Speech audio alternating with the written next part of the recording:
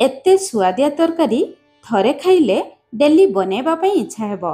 हातरे समय कम थिले एई तरकारी बनांतु, भात रुटी रे भारी मजा लागिबो। वीडियो को शेष पर्यंत देखिबा पई अनुरोध रहिला।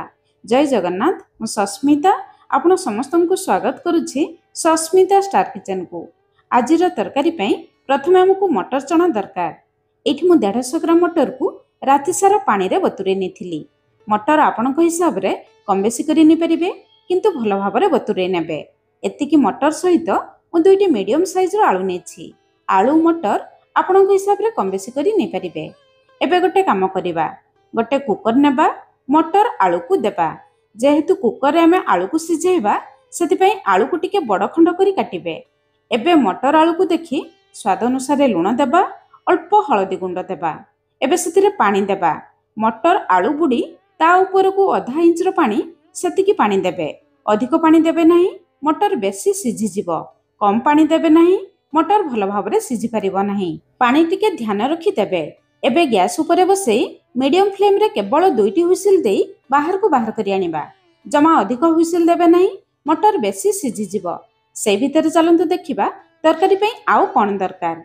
एठी मु 2टी मीडियम साइज रो बैगण नेछि। बैगण काटी सारिबा परे हळदी पानी रे रखिबे। बैगण कला पड़िबो नाही।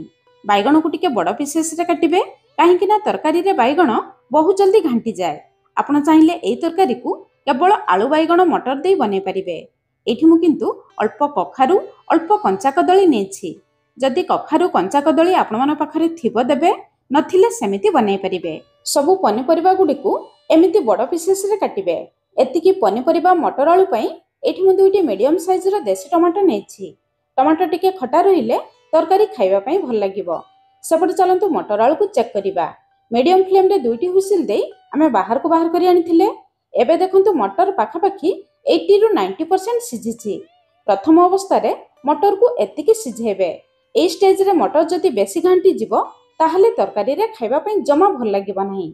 सेति पई मटर सिझेबा समय रे पानी रो भाग माप ध्यान रखिबे। आ मीडियम फ्लेम रे केवल 2टी हुइसिल देई बाहर को बाहर करि आनिबे। मटर एतिकी सिझी जिबा परे आमे काटी रखिथिबा सब पनिपरिबा गुडी को देबा।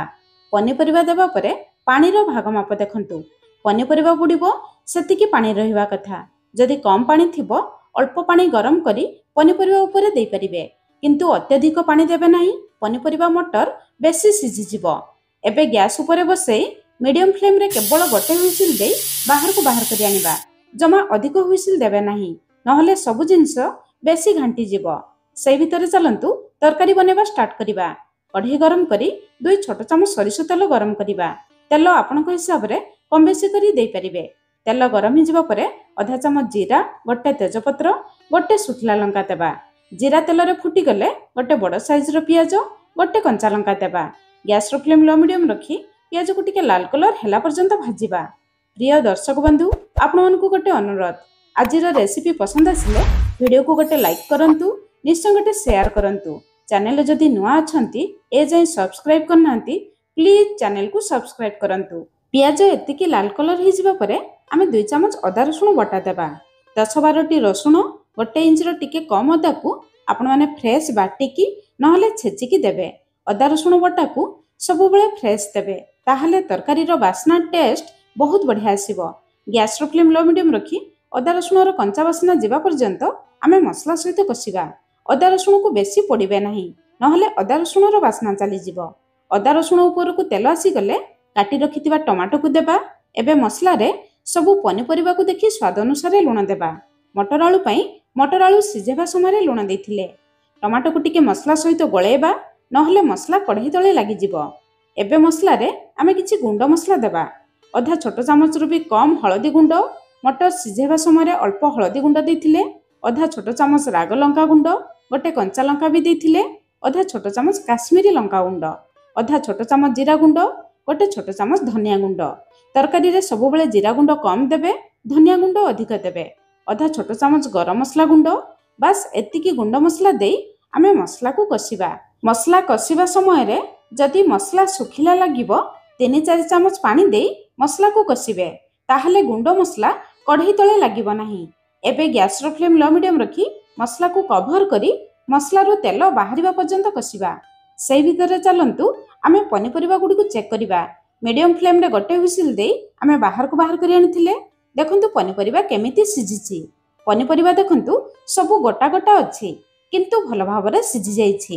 ପନିପରିବାକୁ ଏମିତି ସିଝେଇବେ, ସବୁ ସିଝି ଯାଇଥିବ କିନ୍ତୁ ଘାଣ୍ଟି ନଥିବ। ମଟର ଦେଖନ୍ତୁ ଭଲ ଭାବରେ ସିଝି ଯାଇଛି।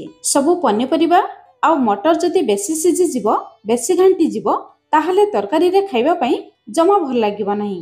ସେଥିପାଇଁ ମଟର ଆଉ ପନିପରିବା ସିଝେଇବା ସମୟରେ ଟିକେ ଧ୍ୟାନ ଦେଇ ସିଝେଇବେ। ଏବେ ଚାଲନ୍ତୁ ମସଲାକୁ ଚେକ୍ କରିବା। 5-6 ମିନିଟ୍ ଲୋ ମିଡିୟମ ଫ୍ଲେମ୍ରେ ମସଲାକୁ କଷିବା ପରେ ଏଇଠି ଦେଖନ୍ତୁ ମସଲା ଉପରକୁ ତେଲ ଆସିଯାଇଛି। ଏମିତି ତେଲ ଆସିଗଲେ ଜାଣିବେ ମସଲା ଭଲ ଭାବରେ କଷି ଯାଇଛି। ମସଲା କଷିଯିବା ପରେ ଆମେ ସିଝେଇ ରଖିଥିବା ମଟର ପନିପରିବାକୁ ଦେବା। ମସଲା ସହିତ ଗୋଳେଇବା। ଦେଖନ୍ତୁ ଗୋଳେଇ ସାରିବା ପରେ ପାଣିର ଭାଗ ମାପ ପୁରା ସଠିକ୍ ଅଛି।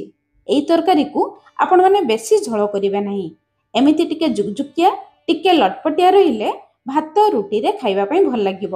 ଝୋଳର ଫାଇନାଲ କନସିଷ୍ଟେନ୍ସି ଦେଖନ୍ତୁ କେତେ ସୁନ୍ଦର ଦେଖାଯାଉଛି। ଏମିତି ରହିଲେ ତରକାରୀ ଖାଇବା ପାଇଁ ବହୁତ ବଢ଼ିଆ ଲାଗିବ। ଆପଣ ଚାହିଁଲେ ଏମିତି ତରକାରୀକୁ ଖାଇପାରିବେ, କିନ୍ତୁ ତରକାରୀର ଟେଷ୍ଟ ବଢ଼ାଇବା ପାଇଁ ଶେଷରେ 2-3 ଚାମଚ ଖଣ୍ଡ ନଡ଼ିଆ ନହେଲେ କୋରା ନଡ଼ିଆ ବି ଦେଇପାରିବେ। ଅଳ୍ପ ନଡ଼ିଆ ଦେଲେ ତରକାରୀ ଖାଇବା ପାଇଁ ଆହୁରି ବଢ଼ିଆ ଲାଗିବ। ଭଲ ବାସ୍ନା ପାଇଁ ଅଳ୍ପ କିଛି ଧନିଆ ପତ୍ର ଦେବା।